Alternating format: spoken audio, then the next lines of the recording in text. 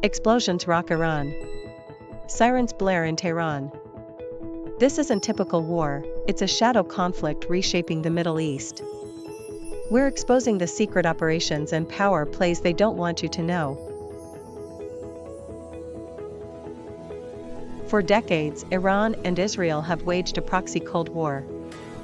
This began in 1979 and continues with constant hostility. Militias, cyber attacks, and targeted killings are tools used to undermine each other. Syria's civil war in 2011 became Iran's opportunity. They aimed to build a Shiite corridor to Lebanon, threatening Israel.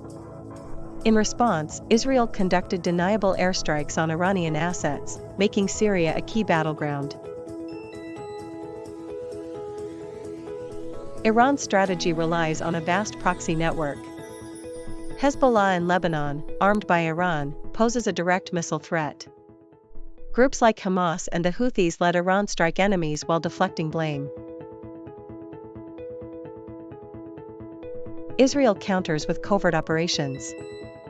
This includes targeted killings of nuclear scientists and crippling cyber attacks like Stuxnet. These silent strikes aim to degrade Iran's capabilities without triggering open war. The conflict escalated drastically after October 7, 2023. Iran-backed groups intensified attacks, leading to direct confrontations.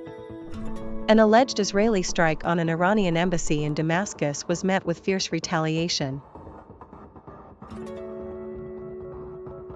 What they truly hide is the scale of this undeclared modern war.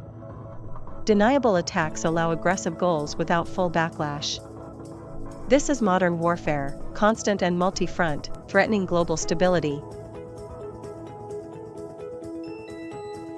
International powers are deeply involved in this conflict. The US supports Israel but urges restraint, while Russia plays a complex role in Syria. Nervous Gulf states fear Iran's ambitions, complicating the shadow war further. Recent attacks expose the extreme danger of this shadow war. It risks escalating into all-out conflict. Understanding Iran's ambitions and Israel's security drive is vital in this changing landscape. What are your thoughts on this conflict? Is a wider war inevitable? Comment below. Like this video if it was useful, subscribe for more deep dives into global events.